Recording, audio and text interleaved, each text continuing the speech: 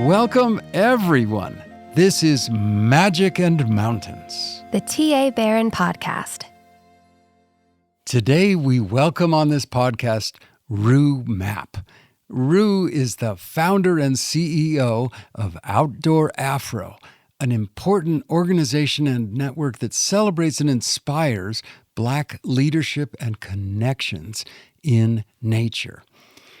Rue is a uniquely powerful voice for including all people in our nation's great public lands and parks.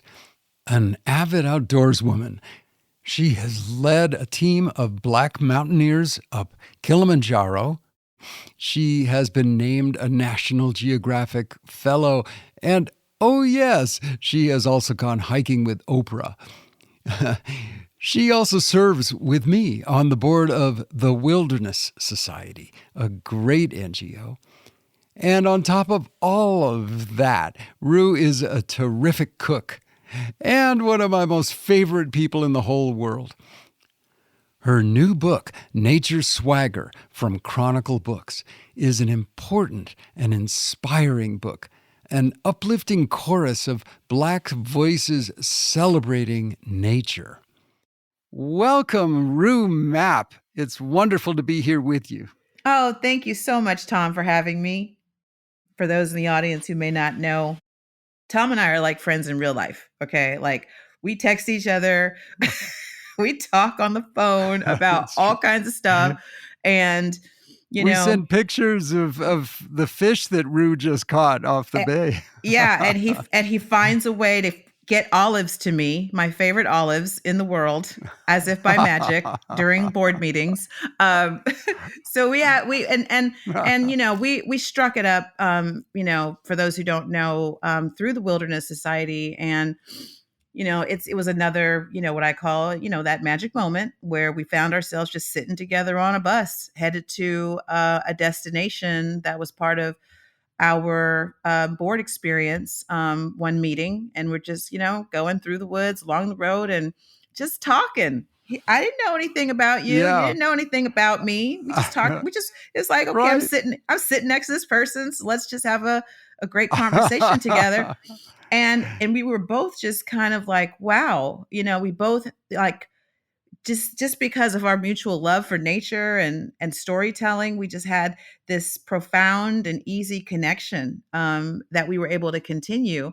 And let me just also add, I totally remember that wonderful meeting in the context of that board meeting, but I don't remember anything that we talked about at the board meeting, while I remember every single second of my conversation with you, Rue. Wow. Wow. Well, we won't we won't tell the president of the Wilderness Society that. No, but it is true. I totally embrace every second of our conversation. So, Rue, what was your first special experience outdoors in nature? Well, for me, my first special outdoor experience was a moment when I was at my family's ranch up in Lake County. And at that ranch, there was all kinds of ways to explore nature. We had a creek that ran adjacent to the property. So I was able to just track like the life cycle of that creek and all the living things in it. Copsey Creek, right? Yep, Copsey Creek. And just, always got out of the car, like wondering like what had become of that pollywog or tadpole, had it turned into a frog, or sometimes catching them kind of midway to becoming frogs from tadpoles. But I would say like the youngest memory I had, I was walking, I remember stopping at a formation of leaves on the ground that were wet and glistening in the afternoon sun. And they were gorgeous to me. And I stopped and I asked the question, what do you know? That was like my first dialogue with nature, like thinking that, there was something it was trying to communicate to me and I needed to know more. And well, what do you know? In my, limited vocabulary. And I think I've been continuing to ask that question of nature. What do you know? And have expanded that question, of course, um, to include, what it is about me that I need to know in these experiences of nature. So that was my first and most poignant moment, like really being deliberate and engaging and seeing nature, not as an animal. It's easy to get connected to a living thing, but here were these leaves just glistening in the sun, all wet and gorgeous, and they caught my attention. Um, and I was not even in kindergarten. Marvelous. What's beautiful too is you have kept that childlike wonder and awareness. Yeah. And it's a key to living fully, isn't it? Yeah, absolutely. I mean, I think that the curiosity and wonder is something that we don't allow adults to have in their lives without, it having to be attached to like making money or um, like it seems so self-indulgent to be of that mindset as an adult. And that's why I feel so thankful to be in the business of wonder and joy and transformation. Because really, if you peel back all the layers of Outdoor Afro and our mutual love for the outdoors, it is about not a point in time, but an unfolding and mystery and Mm. and this connection that isn't packaged up for our convenience to consume, but that is always unfolding and teaching us something new. Mm. So wise. So tell us, Rue, what inspired you to create Outdoor Afro? And more than that, what are your highest aspirations and your goals for this great organization? Yeah, I mean, hindsight is 2020, right? Like in the moment that I decided to Uh-huh. do Outdoor Afro, it was just out of a conversation with a mentor who I trusted, who saw me kind of struggling with what my next professional steps were. And as I grew up on that ranch, I also came to love the Girl Scouts and loved like being a part of a affinity group and loved how that helped me to think of myself as a leader and feel safe to explore and just be a girl, and not be exceptional in my love for nature and ecology. It was what people called it in the 70s, ecology, right?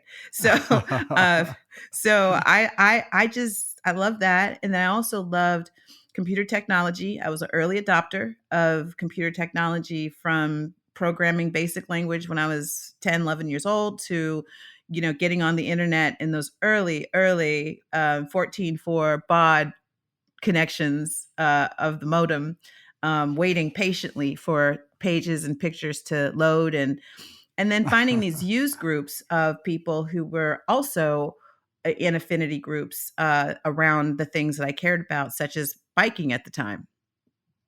And then I found, of course, that was a way to find these groups to get outside and do things. And so I ended up being an early adopter of social media.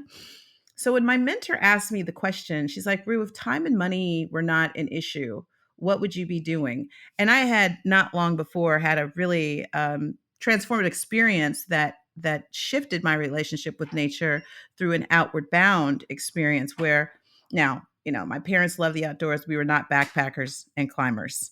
So I was like on the side of a mountain, starfished, and had you know, this really intense moment of feeling like I was failing and I was not going to make it.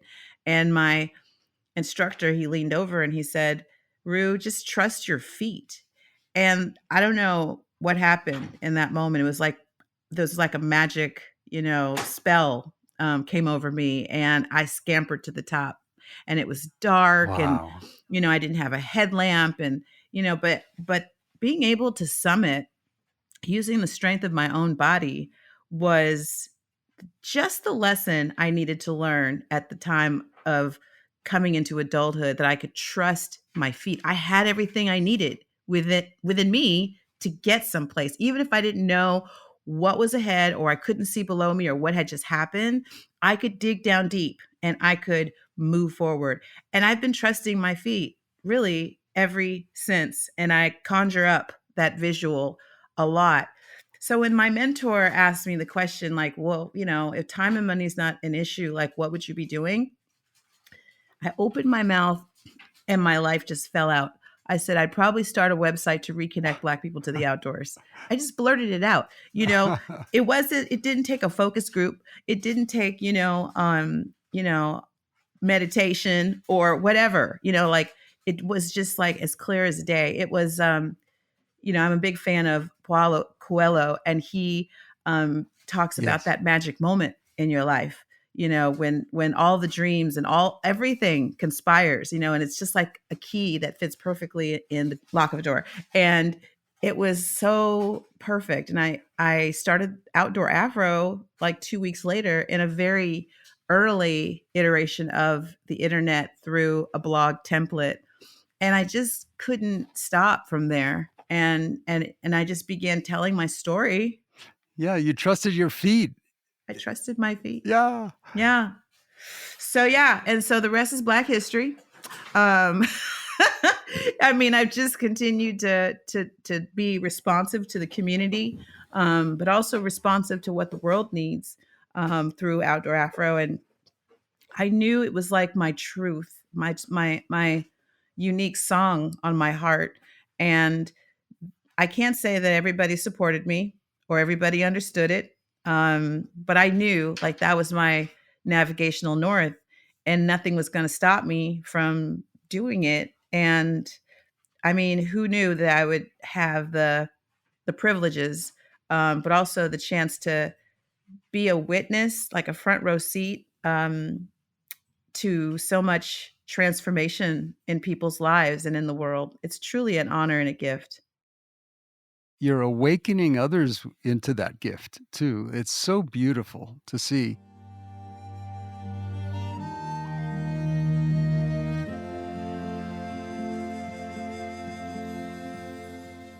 Rue, we all know this is a very difficult and challenging time for all people, but I would say in particular for Black Americans.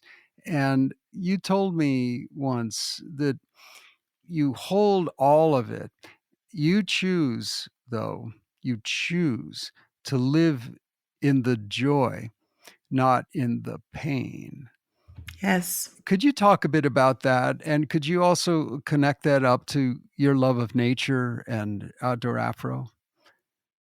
Yeah. I mean, these have been some really, especially over the last couple of years during the pandemic, there were two big hits in our society, I feel, that shifted things permanently.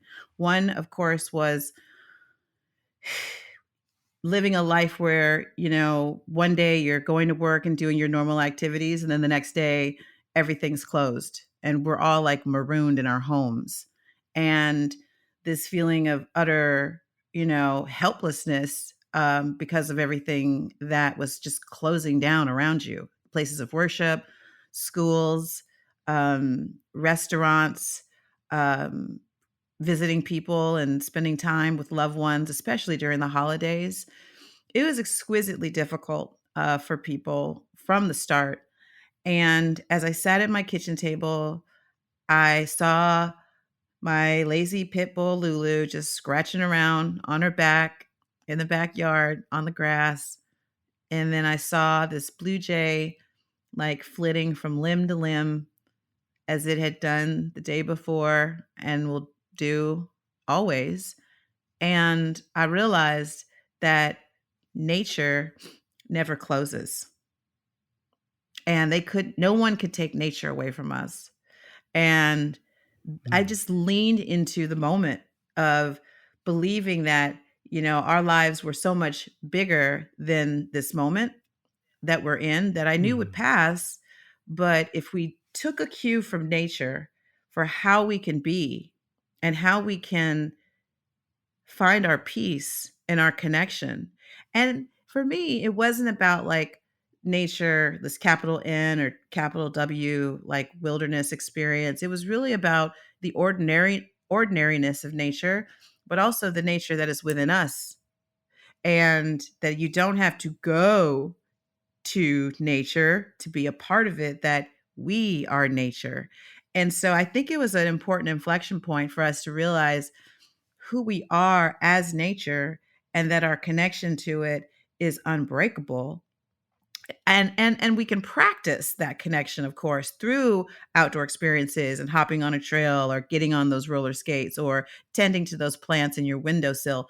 So like there's all kinds of ways to practice connection to nature, but it's not something we have to think about as either there or not there. It's there all the time. It's all about our raising our consciousness to see it and appreciate it and enjoy it. And then absolutely for Black people, there's been a huge inflection point.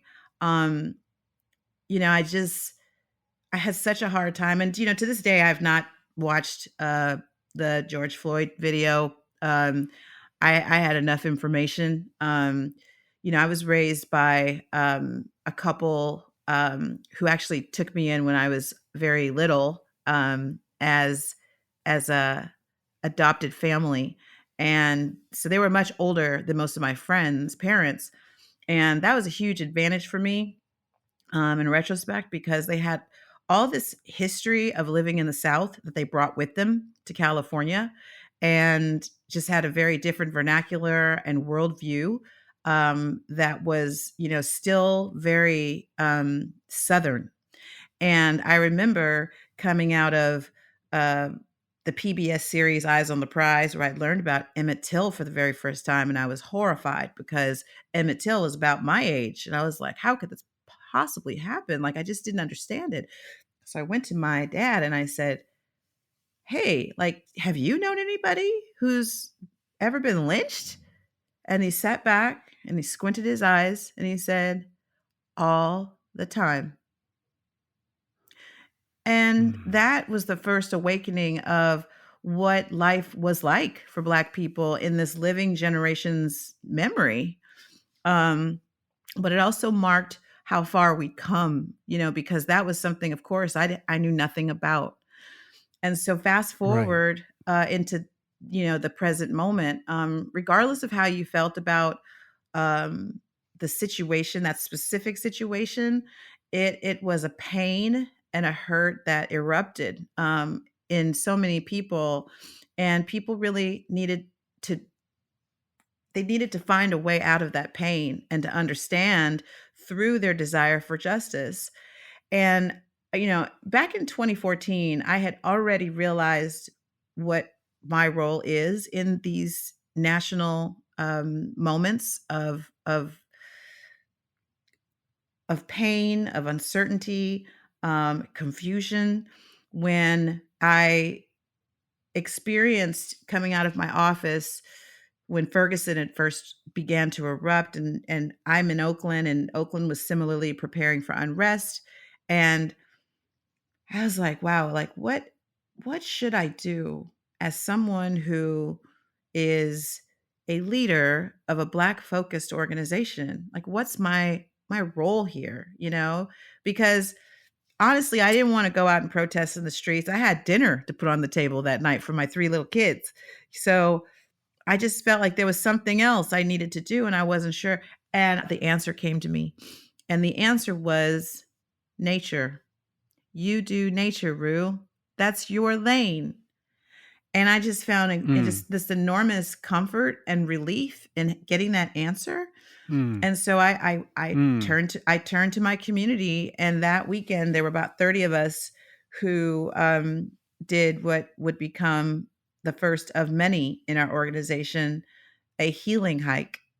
And we went in to that redwood bowl. I have the privilege of living in Northern California, and we have the sempervirens or coast redwoods in abundance in the Oakland Hills and anywhere there's the fog that they love so much. And we were easing into that redwood bowl as a group, just feeling the weight of everything that was burdening us in that moment, just kind of falling off our shoulders. There was laughter where there was, quiet before. There was a smoothness across the differences of opinions. And we found our way down into that trail, and there's a stream, and, aptly named a stream trail adjacent to the stream. And I just had this epiphany that we were doing what Black people have always known we could do. We always knew we could lay down our burdens down by the riverside.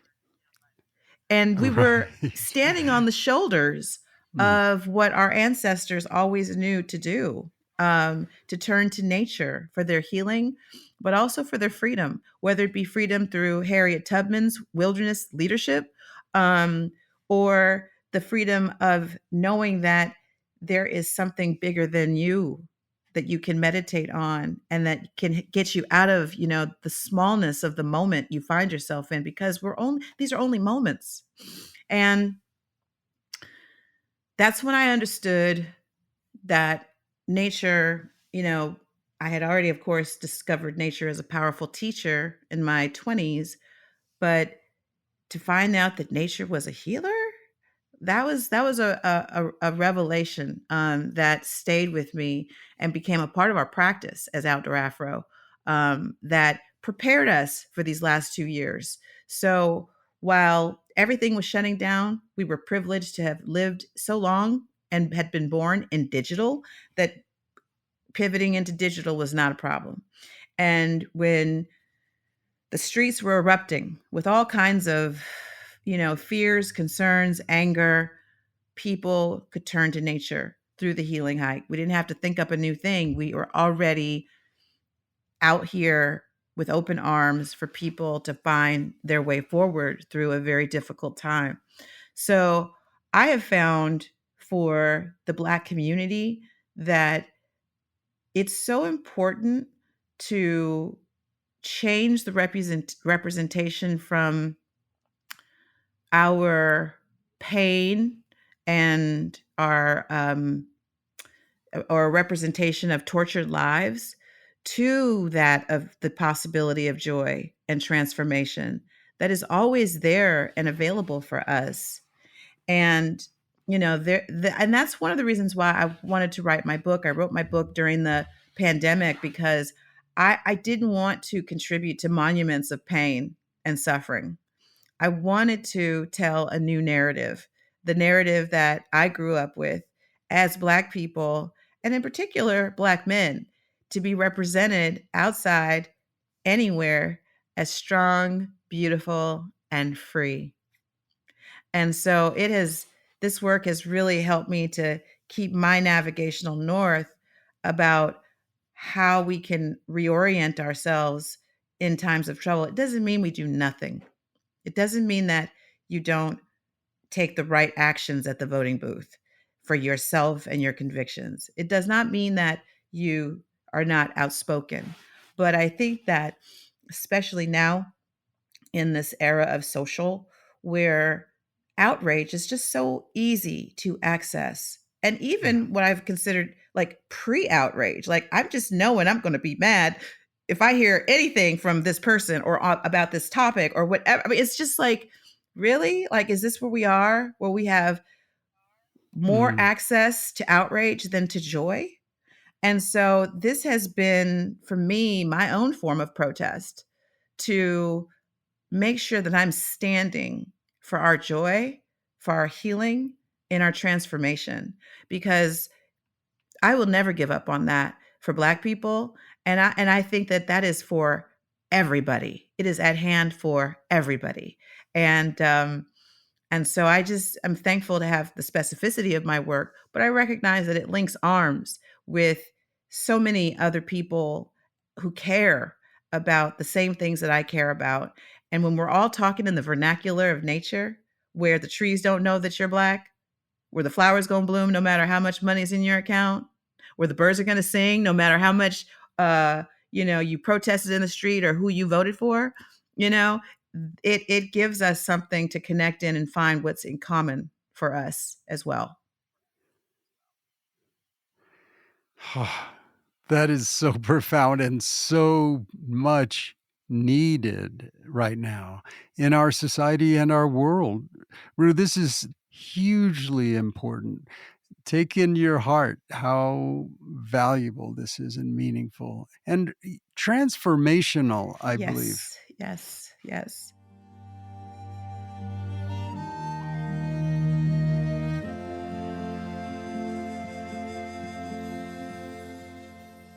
I mean, so I do this thing. We now have like 100, almost 120 leaders who we just trained in Granby, Colorado a couple weeks ago.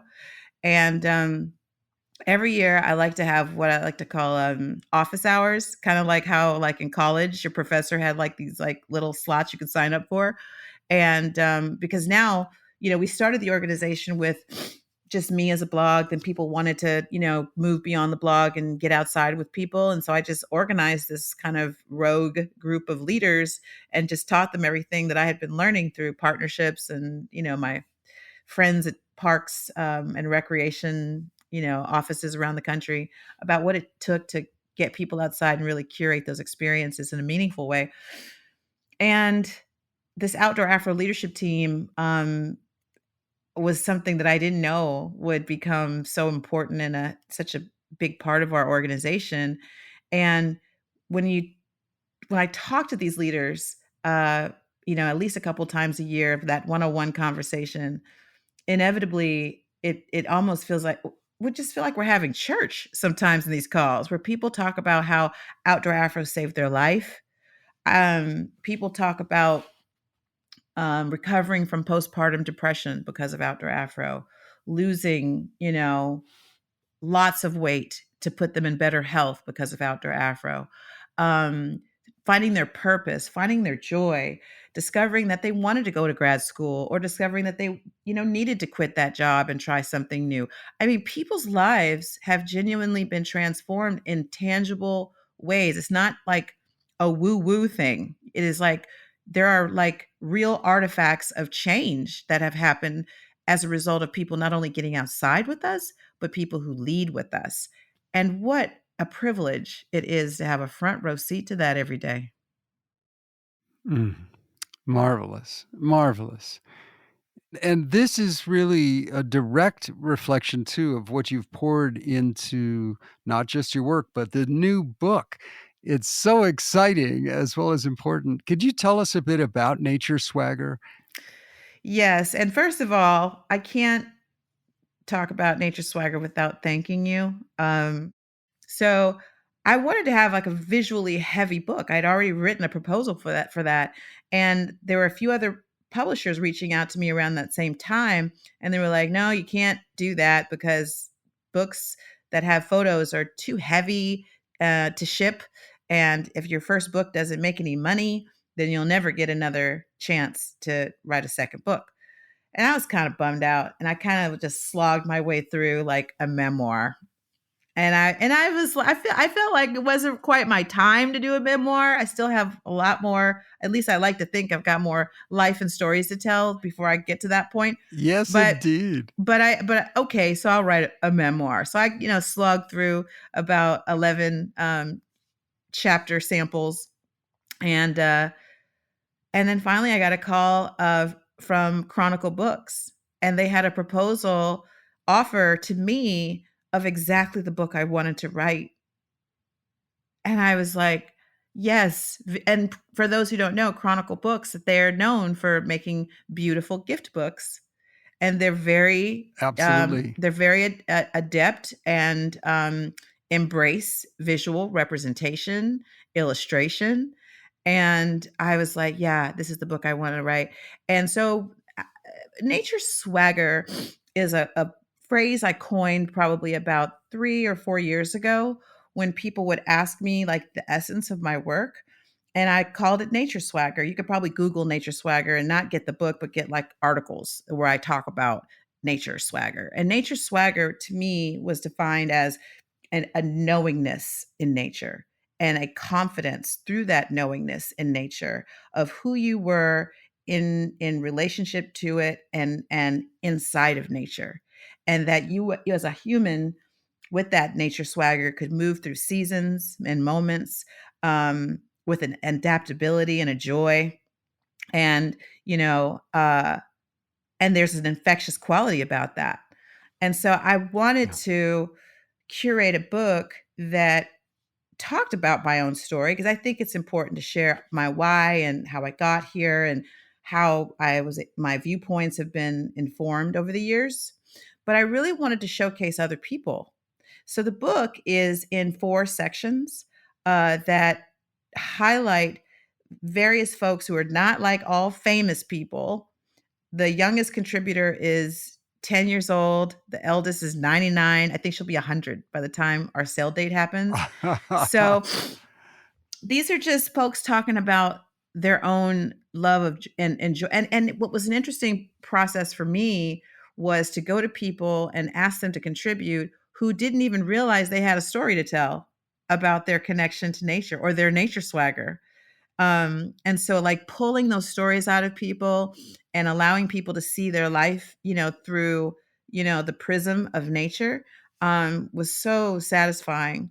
So there's 4 sections Mhm. introduced by me through essays that, really set the reader up for each of these chapter experiences. And the first section is homecoming, and then we move into places of purpose, recognizing how Black people have always chosen places to connect to nature, even when we had Jim Crow exclusion from parks and public lands. And Hands on the Land is a wonderful journey of people who are farming and hunting and fishing and doing all kinds of things by really, touching this tactile experience of connecting to nature. And then the last section is really a highlight of joy. And that's the Mhm. that's the note I always want to leave people in my work, and I was Mhm. absolutely able to do that in the book. Oh, it's just triumphant. I have to say, just having been lucky enough to see an advance copy of the book, it's an incredible, wonderful celebration of life and love and nature and passion and freedom and individuality and humanity. It is just brilliant. And honestly, it also reminded me, Rue, because of the diversity of voices that you brought together, that encouraging people to tell their story, as you have done in this book, is a gift that is beyond the story. Because if someone's story matters, then they themselves matter, right? Yes. So there's just an uplifting and inspiring tone throughout this whole joyful celebration of people and nature, and through these wonderful Black voices. I'm so excited about this book. Well, I mean, thank you for saying that, because I think sometimes people think that Black people are a monolith, like we all have the same viewpoints, but Outdoor Afro has really taught us over the years that, regional specificity matters. Like if you're from the South, or you're from New York, or you're from the Pacific Northwest, you have a different vernacular. You've got different access points and waypoints in nature that shape you. And so this book, is a reflection of the diversity within, and gives Mhm, people, I mhm. want people to look at that book and say, oh, there's my auntie, oh, there's my nephew, oh, he's cute, I wonder if he's single. I mean, I want people to see people who they want to connect with, or people they already have in their lives, of all Yeah, ages. I want it to sit on the coffee table of homes around this country and be this representation that's just not out there, and right, not living in the pain body, and right. because I think we owe it to ourselves. We do. We owe it to ourselves to have um, more offerings, more diverse offerings of what we are and also what we can be. And I just want to thank Mhm, you for just being my mentor through this process. As someone as accomplished as you mm, are, you understand this world way more than I do. And I'll never forget the conversation we had, because I think the Nature Swagger title was originally going to be like, pretty big. And then my name at the bottom was like, Edel Wedel. And you were like, let me tell you something. Your name needs to be bigger. You're like, everything's fine. yeah. I love the title. I love the pictures. It's good, but your name has to be bigger. And I think that that was a very important lesson for me, to continue to advocate for myself, and also a recognition of how I, and I think we as women, we do this very frequently. We become, we're like so like humble to a fault, when we really Yeah. Yeah. should step into these moments, with the Right. bigness and boldness, as that we should. And you were like, no, no, this is, you're establishing more than, this message delivery. You're establishing yourself as an author. Embrace it, lift it up, and advocate for your name to be bigger. Now, I wasn't able to get it, half the size of the page, but it's much bigger than what Next it was time. before. Yeah, next time. In the sequel, Right. we'll go for half the book. But Right. Rue, it is just seriously, my friend, it has been an honor and a total privilege to be, even in a very, very small way, because that's all I've been, a small way, encouraging you on your path, because your path is so inspiring and so important and so needed right Thank now. you. So, bless you. And now, before we wrap up, I do have one more question for you, Sure. which is just please share with us, is there a favorite place in nature where you love to go, even when you can't go there physically? Is there a place you go in your mind and heart where you find solace or peace or strength, tranquility, freedom, those qualities, connection that we all get from nature? Yeah, yeah.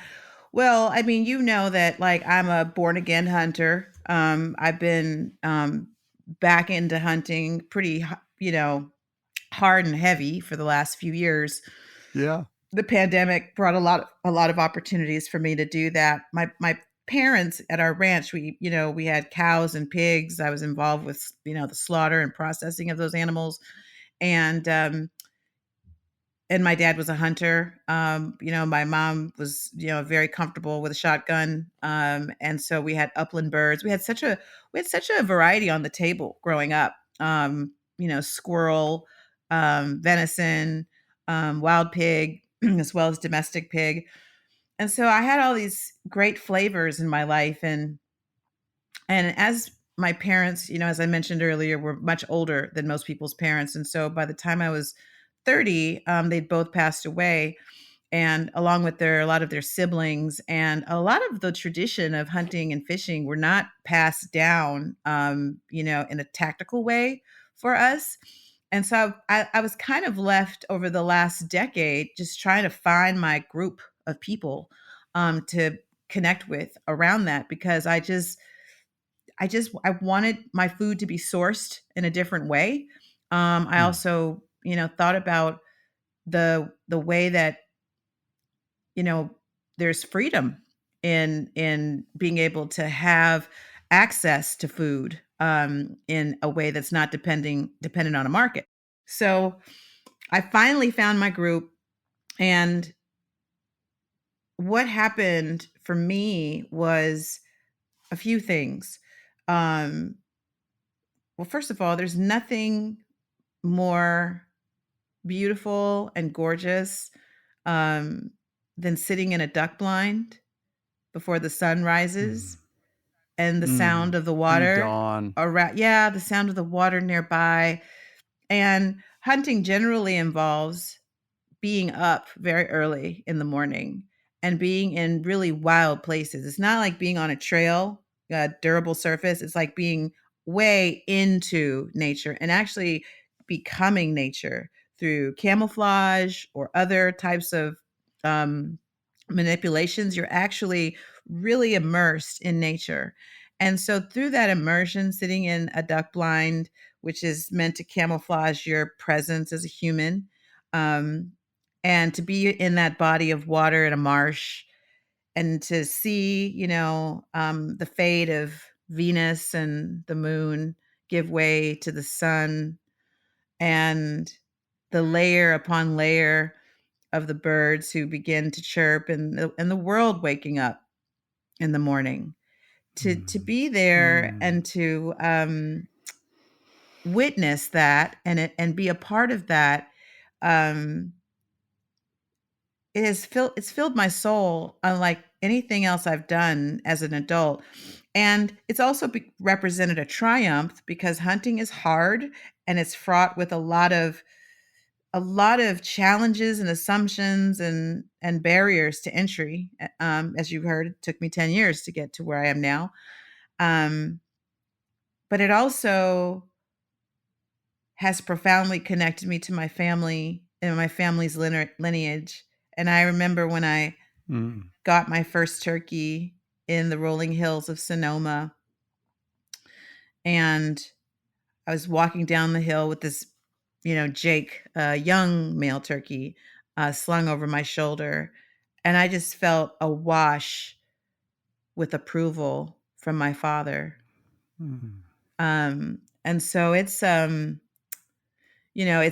that I know that I do stands on the shoulders of many, many Black people who hunted and fished and trapped, and who still do in the South, in greater number than you'll find anywhere else in the country.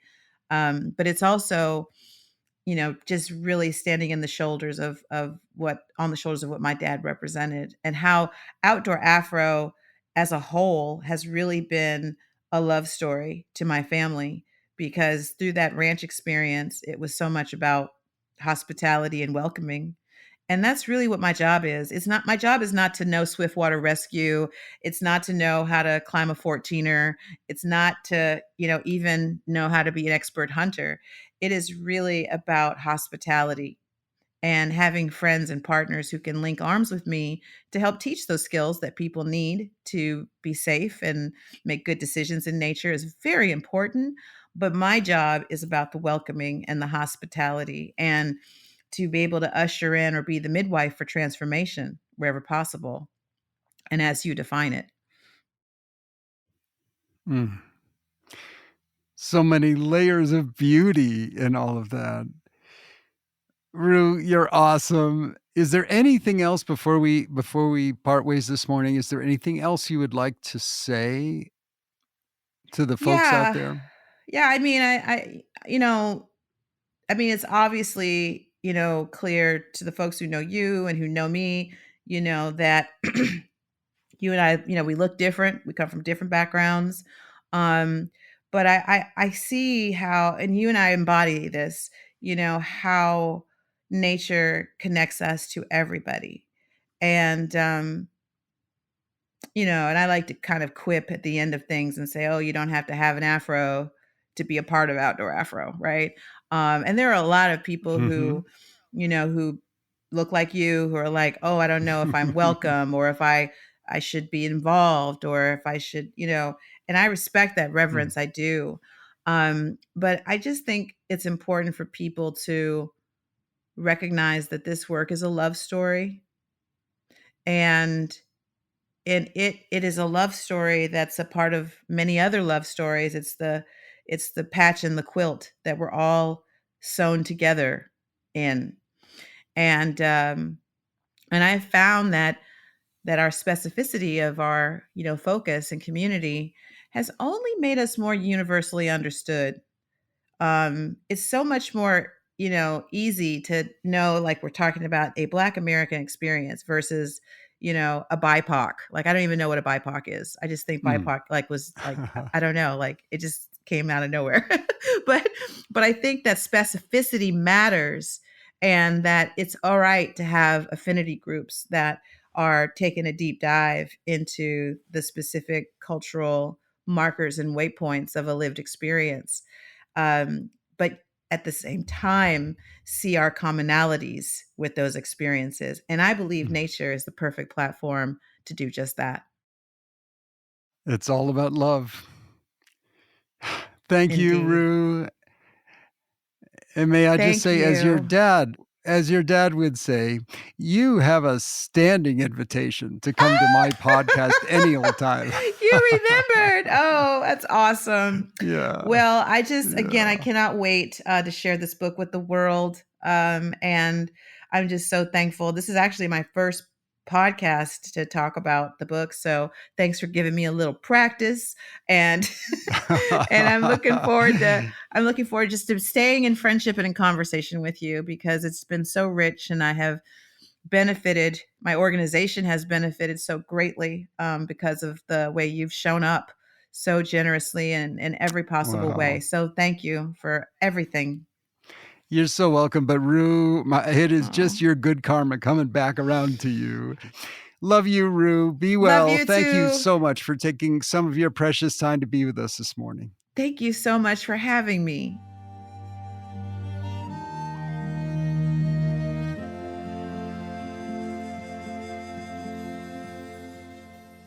Join us next time as we continue our walk in the enchanted forest of nature for a conversation with another great leader in conservation, Carter Roberts of the World Wildlife Fund.